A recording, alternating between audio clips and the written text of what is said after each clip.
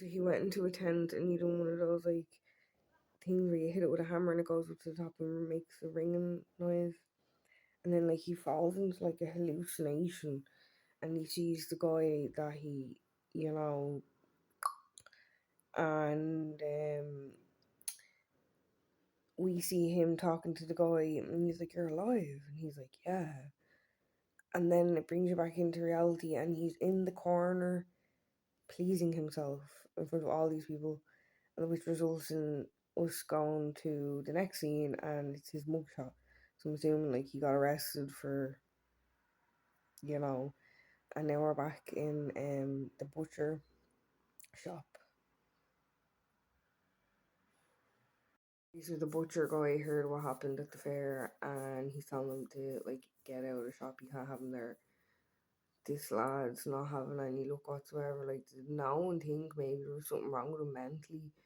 Like, instead of just like bringing him into prison all the time and convicting him for things, would they not have sent him to talk to a psychiatrist or something? Like I know he says in the previous episode something about speak to a psychiatrist and things like that, but you know what I mean, when people like do these things and they're clearly not right, they should get help for that. You know what I mean? Like they shouldn't be just left in society to like get worse.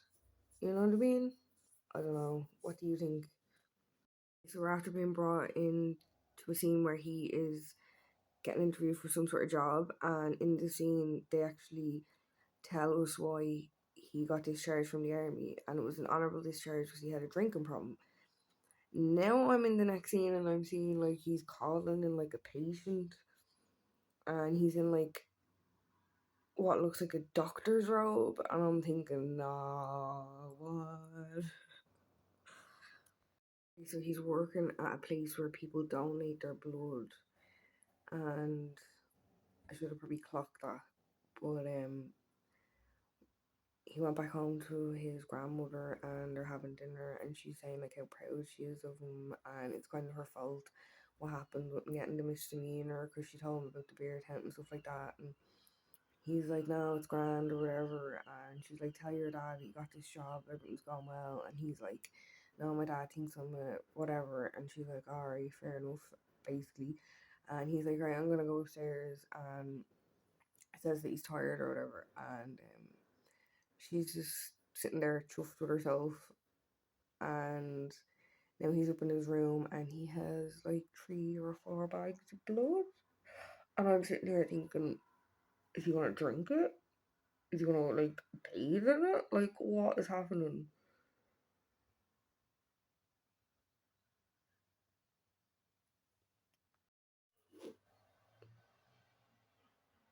So he drank it, and we see him have some sort of like endorphin kick. And I'm sitting there thinking, like, is this an impulse? Like, did he do that out of an impulsion? Or did he want to drink it because he wanted the taste? Like, is there not like an old tale that like once you taste human blood it drives you crazy or something? Does anybody know about that? Like comment below if you do, but I'm nearly sure I heard that years ago that like once you taste human it drives you mental, like, and yeah, like I don't know where this is going, but now he's outside some bar. Club 219. So let's see what happens. So this was like into the future. So he met some guy at a bar, and this guy brought him back to a place where like people go to whatever, and your man wanted to, but he was like, no, I just want to lie down and cuddle you or whatever. So obviously that's what they done, and he woke up the next day, and your man was getting ready to leave, and he was like, where are you going? He was like, I have to go to work. He was like, I was really enjoying this, and your man just was like, yeah, well, I have to go to work, and leaves, right? So we can kind of see like Jeff feels like abandoned or whatever. I'm sorry for laughing. I don't know how to take this. So he goes out again the next night and he picks up someone himself and he brings them to this place. And your man's ready to get down and whatever with him. And he's like, no, I'm going to go get drinks. And he goes to the bar and he's crushing something up and he's waiting on 2 whiskey cokes. So I think can kind of see this taking a turn, but we'll see what happens. Okay, so he clearly drugged the guy that, yeah, and the owner of the place he was in called the paramedics, obviously, and he was like, this is like the second time he's done this, but the first guy we got up, we can't get this one up. So obviously they do whatever, get the guy up, and then it brings you to a scene where Jeff comes back and he's something new with him. And your man is like, get out of here and all, you're not welcome here, you're blacklisted everywhere, don't try to go anywhere else. And then he tells like the guy that's with him, like, he, I can't know if I can say that. And he's like, get away from him and all. And then Jeff like grabs him by the scruff and he's like, I didn't do anything, and punches the wall. And yeah, it's just very awkward. So now he's back home in his grandma's and he's like lying on the bed. And the grandma's trying to get him to go to church. And in the scene, we find out that he's basically after getting sacked from his job. We don't know why he's gotten sacked from his job yet, but something might be said. I'm gonna figure that out. But this guy is just getting thrown out of everywhere and blacklisted from everywhere because of his behaviour. And what I can't understand is, like, if he was after doing what he done in the gay club, how come nobody came looking for him to ask him questions or whatever, you know what I mean? Like, it just doesn't make any sense. Like, there's so many red flags that were just completely, like, overlooked and dismissed in terms of him as a human, like, and his behavior in society. And it's kind of sad because, like, I don't think he wanted to be this way. Like, from what I'm gathering through these few episodes, I don't think he wanted to be this way. And I think he knew that the way he was not normal. And he says it in like multiple occasions, like there's something wrong with him. He doesn't feel normal, basically, and he doesn't fit in with the world. And nobody listened to him. Like, nobody took that to heart, which is kind of sad. You know what I mean? Okay, so he's after having like a little bit of a spat with his grandmother, and she's like, "Oh, I'm going to church. The Holy Father's always there for you." And he's like, "I don't believe in God," and she looks absolutely disgusted, and she goes off and does her own thing anyway. And then he decides to go back out to this bar, and he's starting to get a little bit more like confident, if you know what I mean. And he sees some lad that he likes, so he gets him a shot. And he goes over to him and he's like, "You're the best dancer that's out here and all." And now they're like heading off somewhere together, so we'll see what happens. So he's taking this guy to a real expensive hotel, and your man's like, "I can't afford this, let's just go to a bathhouse." And that's clearly obviously like where Jeff is barred from. And he's like, "No," and he makes up an excuse and he's like, "I got athlete's foot there, it's too dirty." Like, what the fuck? Like,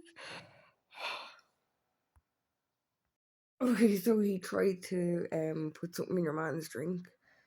And I think he's after mixing the drinks up and he noticed he mixed the drinks up and then he's starting to get like a bit like floppy. Yeah, I don't know. Like,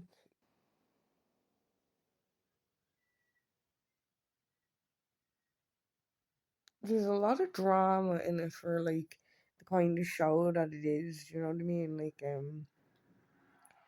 I say Evan Peters is doing really well as the part because, like, when I'd watch him in American Horror Story or anything else, I'd say, all right, well, that's Evan Peters. Like, I know that's Evan Peters and he's acting, he's playing a role. But with this one, like, it's like he just completely disappeared, like, and turned into this human being. Like, I say that was very, very hard on him mentally to do, like between his mannerisms and the look in his eye and how he's portraying himself as Jeffrey, it's absolutely incredible. Like, I can see him winning like an Oscar or something for this.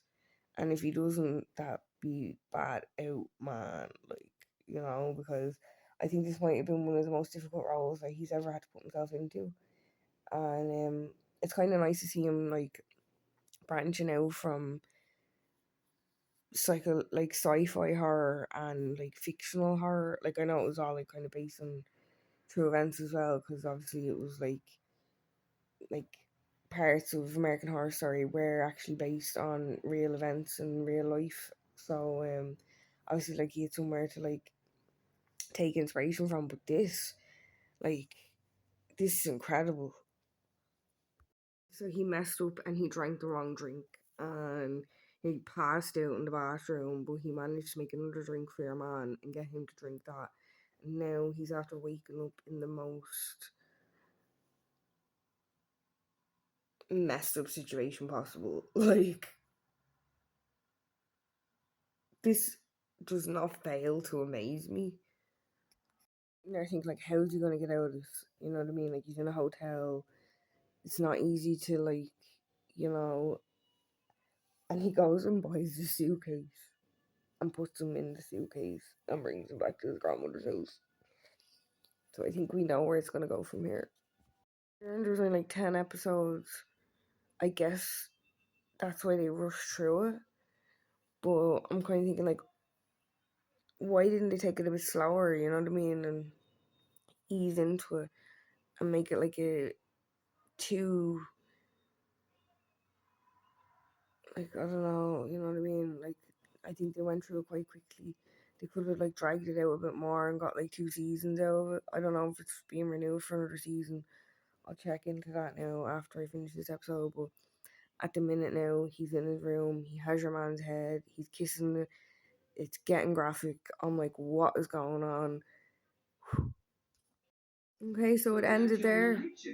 Now I'm going into season 5 or episode 5.